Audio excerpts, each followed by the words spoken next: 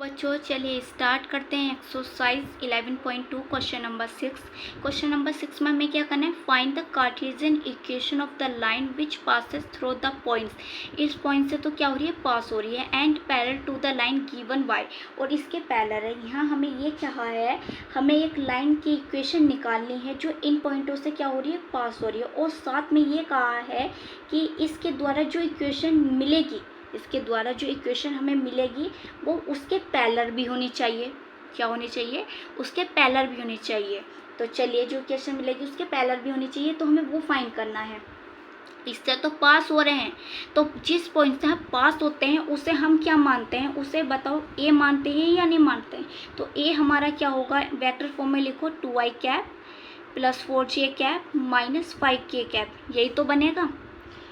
और ये हमें क्या दे रखा है, x plus 3/3 equal Y minus 4/5 equal Z plus 8/6।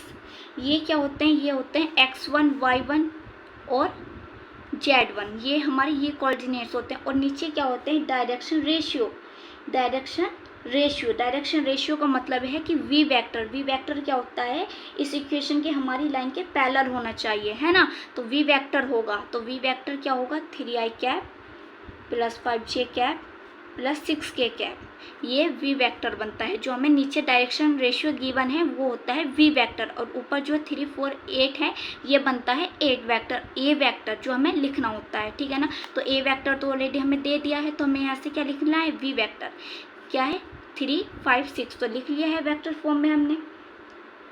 Clear हुई बात। तो चलिए अब इक्वेशन बनाते हैं। इक्वेशन ऑफ लाइन इन किस में कहा है, कार्टेशियन फॉर्म में कहा है, कार्टेशियन फॉर्म। तो क्या होगी, स्टैंडर्ड फॉर्म पे आ जाओ, x minus x1 upon a equal Y minus y1 upon b equal z minus z1 upon c, ये होती है। तो चलिए पुट करते हैं यहाँ x, यहाँ वैल्यू क्या है हमारे पास, -2, तो -2 पुट करेंगे यहाँ, -2 अपॉन ए की वैल्यू क्या है 3 पुट करो। y as it is, y1 की वैल्यू हमारे पास क्या है 4 पुट किया, b की वैल्यू है 5 इक्वल टू z माइनस, और ये क्या है z1 की वैल्यू हमारे पास -5 है, अपॉन सी की वैल्यू है 6। उसने कहा था हमें एक इक्वेशन वो फाइंड करनी है जो इन पॉइंटों से पास हो, इस वजह से ये कोऑर्डिनेट नहीं लिए गए हैं, इस वजह से ये वाले कोऑर्डिनेट लिए गए हैं। और उसने कहा था कि जो ये हमें गिवन है इसके पैरेलल होनी चाहिए। तो पैरेलल का मतलब क्या है, नीचे वाला जो हमारे पास होता है वो v वेक्टर होता है जिसके पैरेलल मानते हैं। तो यहाँ से v वेक्टर लिया और हमने इक्वेशन बनाई। क्लियर हुई बात, समझ में आई आपको।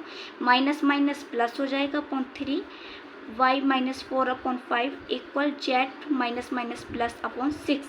तो ये आपने क्या निकाली है, कार्टेशियन फॉर्म निकाल ली है। तो ये हमारा आंसर आ गया। अब यहाँ ये आपको कह देता है कि वेक्टर फॉर्म लिखो, तो वेक्टर फॉर्म आप कैसे लिखते हैं, वेक्टर फॉर्म ऐसे लिखते हैं। वैसे हमारा आंसर यहाँ आ गया, पर वेक्टर फॉर्म भी आपको अगर लिखनी होती है तो कैसे लिखते हैं, क्या होती है, R vector equal A vector lambda B vector, ये होती है।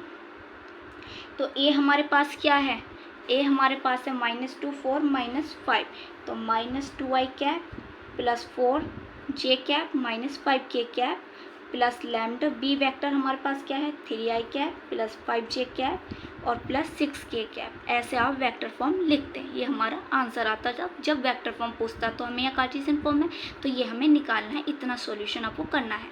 वीडियो को लाइक करो, शेयर करो, सब्सक्राइब करो चैनल को।